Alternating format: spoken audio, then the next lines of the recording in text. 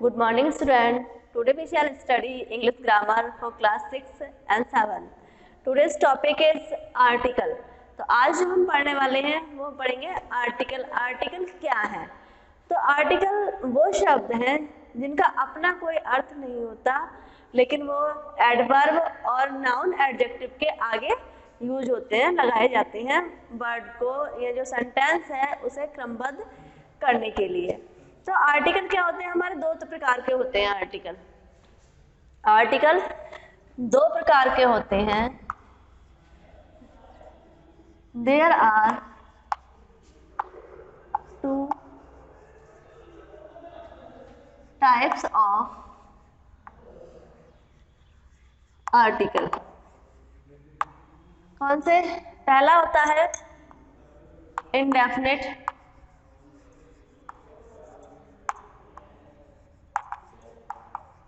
indefinite article. Second, definite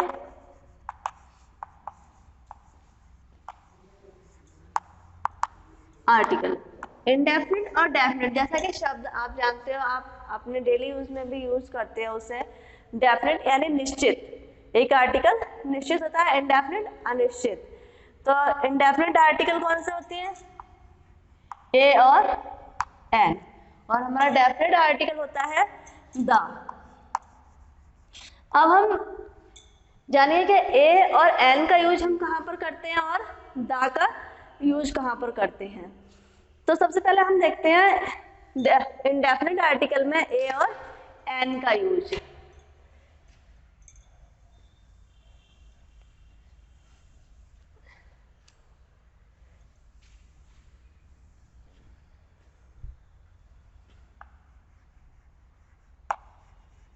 use of a and an. तो a का use जो होता है वो होता है कॉन्सोनेंट साउंड वाले वर्डों से पहले. जो ए का यूज होता है, यूज ऑफ ए, ए का यूज होता है कॉन्सोनेंट. कॉन्सोनेंट यानी व्यंजन. व्यंजन जो हमारे हिंदी में होते हैं उनकी ध्वनि के, यानी जो वो साउंड देते हैं, आवाज देते हैं, उनके अनुसार हम ए का यूज करते हैं.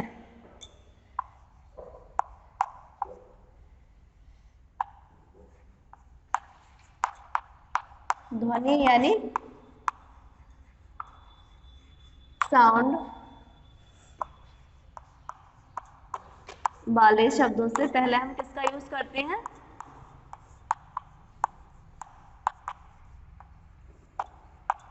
ए का.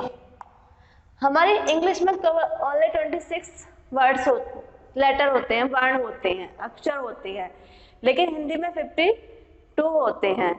अगर हम स्वरों की बात करें, वॉवेल्स की बात करें, तो हिंदी में 11 होते हैं और इंग्लिश में 5 होते हैं. इसी तरह कॉन्सोनेंट 44 होते हैं हिंदी में और इंग्लिश में 21 होते हैं. तो इसे मैनेज करने के लिए हम केवल जो वर्ड कॉन्सोनेंट की आवाज निकालते हैं, साउंड निकालते हैं, उनसे पहले हम किसका यूज करते हैं? ए का. जैसे हम एग्जाम्पल के लिए देखें,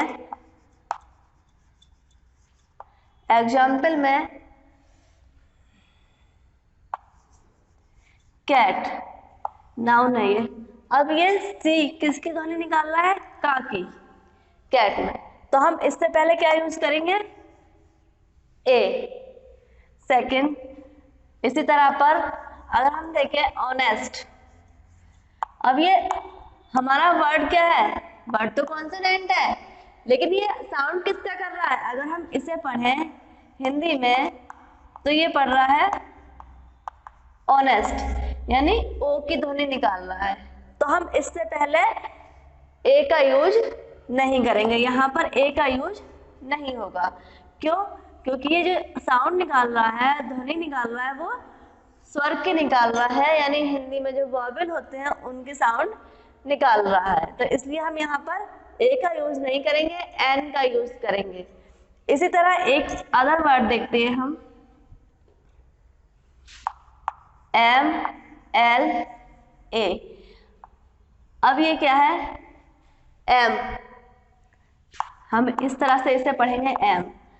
तो M में ये A जो है ये क्या है, ये वॉवेल है, स्वर है हिंदी का, क्योंकि M कॉन्सोनेंट है इंग्लिश का और ये साउंड दे रहा है वॉवेल की, तो हम इससे भी पहले A का यूज नहीं करेंगे। मतलब A का यूज हमें करते समय ये ध्यान रखना है कि ये जो वर्ड होते हैं, ये फर्स्ट वर्ड लेटर जो होता है ये किसकी साउंड कर रहा है। अगर ये वॉवेल की साउंड करता है तब तो हम इससे पहले N लगाएंगे, अगर ये कॉन्सोनेंट की साउंड करता है तो हम इससे पहले किसका यूज करेंगे, A का यूज करेंगे। आप अपने लास्ट वीडियो के जो फर्स्ट चैप्टर था उसमें वॉवेल पढ़ चुके हैं। सेकंड हम देखें यूनियन। अब कहने को तो ये यू क्या है, वॉवेल है, वॉवेल 5 होते हैं इंग्लिश में, A-E-I-O-U, लेकिन अगर हम इसका प्रोनाउंसिएशन करते हैं, उच्चारण करते हैं, तो ये हमारे पास किसका साउंड निकाल रहा है, या का साउंड निकाल रहा है। और या हिंदी में वॉवेल यानी स्वर नहीं है, या व्यंजन में आता है, कॉन्सोनेंट में आता है, तो हम इससे यू होने के बावजूद भी इसका साउंड या का आ रहा है, तो हम इससे पहले किसका यूज करेंगे, ए का यूज करेंगे। जनरली बच्चे जो करते हैं वो क्या करते हैं, केवल ये फर्स्ट लेटर देख लेते हैं कि ये क्या है, यू है और ये वॉवेल है और इससे पहले एन लगा देते हैं। तो ऐसी गलती आपको नहीं करनी है, आपको इसका प्रोनाउंसिएशन निकालना है किसी भी वर्ड का और उसके बाद में ए का यूज करना है। सेकंड हम यूज देखते हैं एन का, यूज ऑफ एन। तो एन का जो यूज होता है वो वॉवेल यानी स्वर की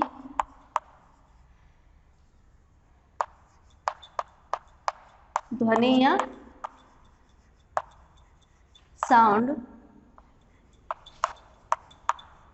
वाले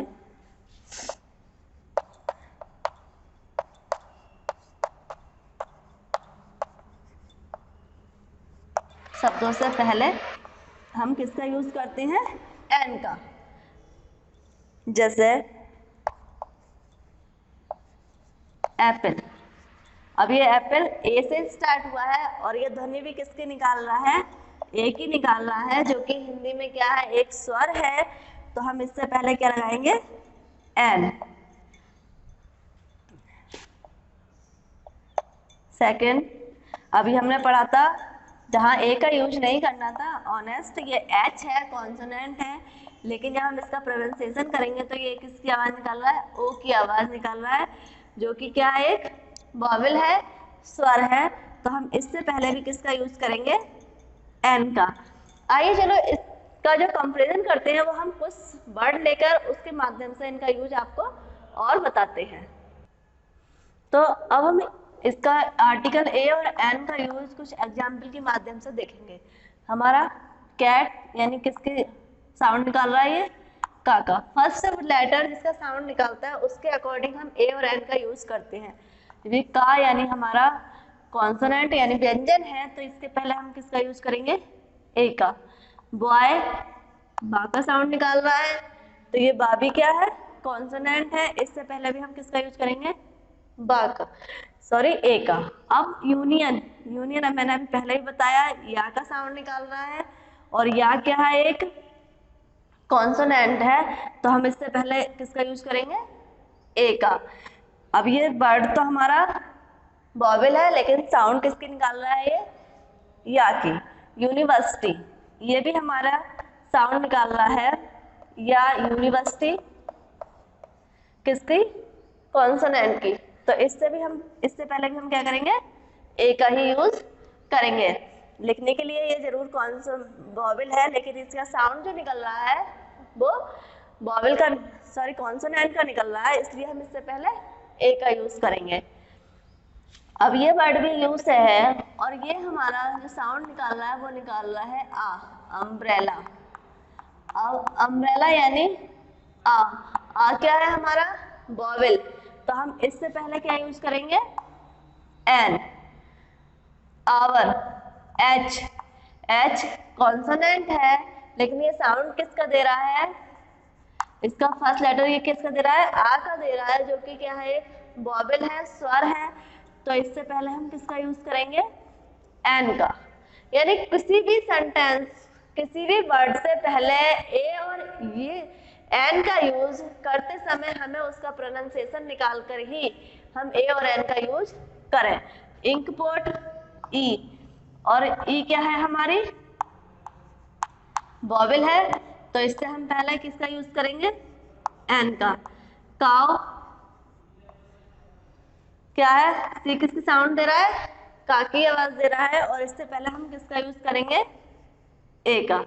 तो हमने ये कुछ एग्जाम्पल थे, इनके माध्यम से हमने ए और एन का यूज देखा। अब हम देखते हैं आर्टिकल द का यूज कहाँ कहाँ होता है। तो हम पढ़ेंगे अब यूज ऑफ द का यूज कहाँ करते हैं। द मैंने आपको पहले ही बताया कि द क्या है, डेफिनेट है आर्टिकल। तो डेफिनेट का मतलब निश्चित है। तो हम ये एक सेंटेंस देखते हैं, इसके माध्यम से हम देखेंगे कहाँ पर द का यूज होना है। वंस अपॉन अ टाइम, एक समय की बात है, देयर लिव्ड अ किंग, एक राजा रहता था। The king was very kind, राजा बहुत दयालु था। तो हमने क्या यूज किया यहाँ पर, द का, यानी हमें अब ये निश्चित हो गया कि किंग क्या है, एक बार एक राजा रहता था, किंग क्या हो गया हमारे लिए, डेफिनेट हो गया। और इस डेफिनेट होने के बाद हमने यहाँ पर इससे पहले द का यूज किया। इसी प्रकार हम कोई भी सेंटेंस देखें, जैसे cow is a pet animal, second, the cow is very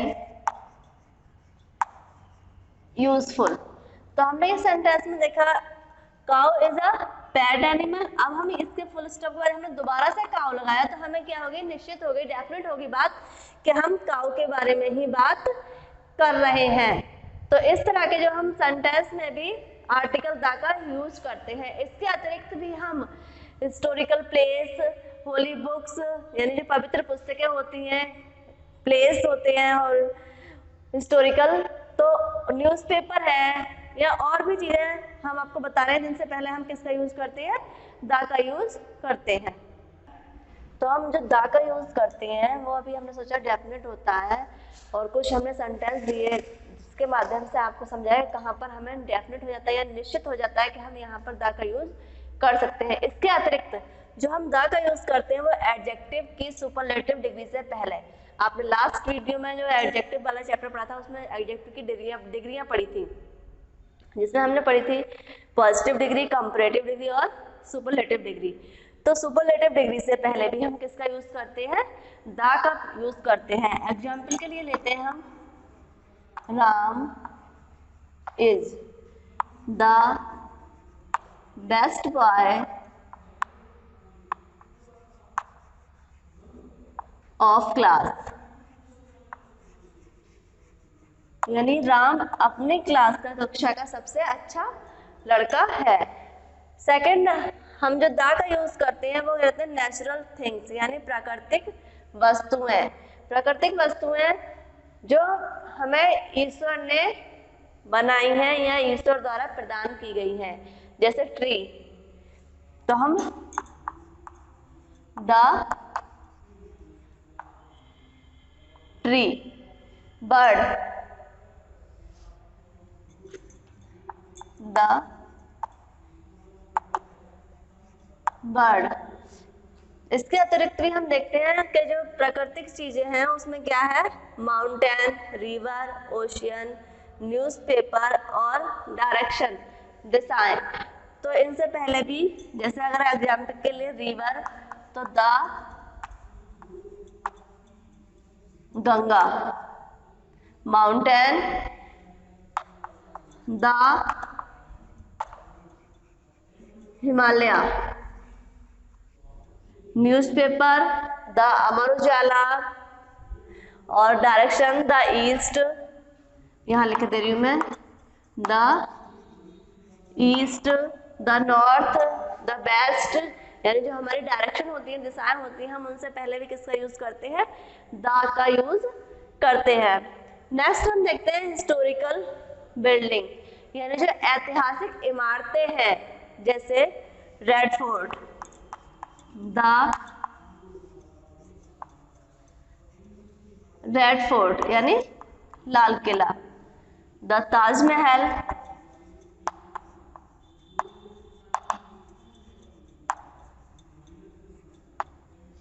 the Qutub Minar,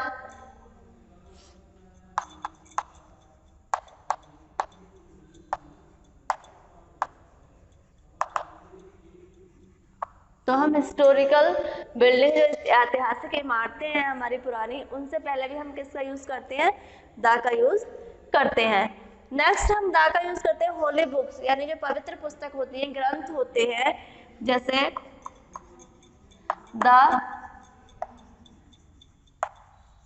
Ramayan, the Bible, या द कुरान, द महाभारत। तो जितनी भी हमारी जो है होली बुक्स हैं, उनसे पहले हम किसका यूज करते हैं, द का यूज करते हैं। इसके अतिरिक्त ऑर्डिनल्स क्रम सूचक शब्द, जैसे ये होता है फर्स्ट, सेकंड, थर्ड, तो हम इससे पहले भी हम किसका यूज करते हैं, द का यूज करते हैं, द फर्स्ट, द सेकंड। आप देखते हैं एक सेंटेंस लिखते हैं कि he is the first in the class, यानी वो अपने क्लास में प्रथम आया। तो इस तरह से ऑर्डिनल यानी क्रम सूचक शब्दों से पहले भी हम किसका यूज करते हैं, द का यूज करते हैं। फिर नेक्स्ट होता है पर्सन ऑफ एनी कंट्री, यानी किसी भी देश का जो अगर नागरिक है, तो उससे पहले हम किसका यूज करते हैं, द का यूज करते हैं। जैसे इंडियन, यानी इंडिया में रहने वाले को इंडियन कहते हैं, अमेरिका में रहने वाले को अमेरिकन, फ्रांस में फ्रांसीसी, चीन में रहने वाले को चाइनीज। तो इस तरह से जो कंट्री होती हैं और उनमें जो पीपल रहते हैं, लोग रहते हैं, उनको जब हम बुलाते हैं तो किससे, उससे पहले हम किसका यूज करते हैं, द का। जैसे द इंडियन, द अमेरिकन। तो किसी भी देश के नागरिक को जब हम बुलाएंगे तो उससे पहले द का यूज करते हैं। इसके अतिरिक्त the moon, the sun, the star, तो इन सारे वर्डों से पहले भी हम जो चीजें हमेशा से है, मतलब बहुत समय से है और आगे भी रहेंगी, जो कभी समाप्त नहीं होने वाली हैं, तो जैसे the sun, the moon, star, तो ये जो वस्तुएं हैं मून, सन, स्टार, इनसे पहले भी हम किसका यूज करते हैं, द का यूज करते हैं। तो आज हमने इस चैप्टर के माध्यम से आर्टिकल को बहुत अच्छे से समझा और पढ़ा। इस वीडियो को आप 2 से 3 बार देखें तो आर्टिकल आपको बहुत अच्छे से समझ में आएंगे और फिर भविष्य में आप कभी भी गलती नहीं करेंगे इनके यूज में।